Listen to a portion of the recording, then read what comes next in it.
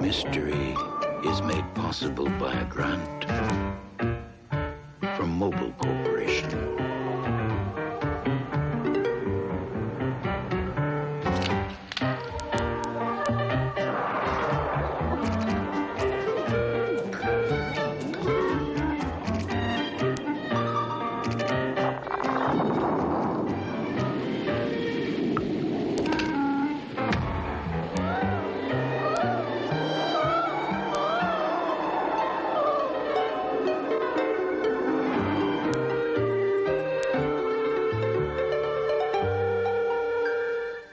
When Sherlock Holmes runs a criminal to ground, the last things you'd expect him to take along are a crucifix, a wreath of garlic, and a wooden stake.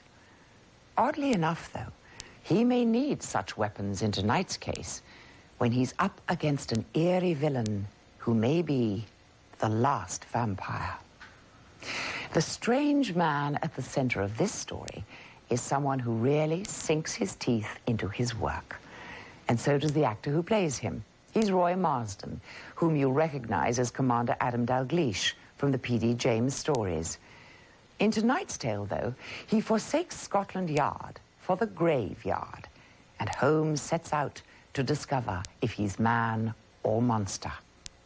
Of course, tracking down supernatural fiends isn't usually in this detective's line.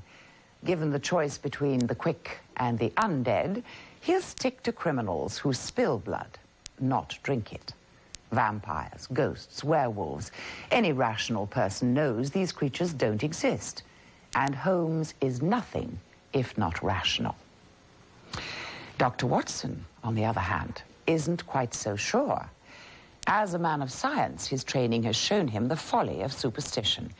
But he still finds it best to keep an open mind, especially when the client who cries vampire in tonight's case turns out to be an old rugby mate, not the sort of chap who's likely to see monsters lurking round every corner.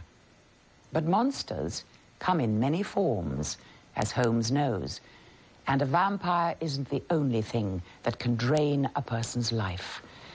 That's especially true in the village of Lamberley, where a long-buried evil has just risen from the grave. Part 1 of The Last Vampire.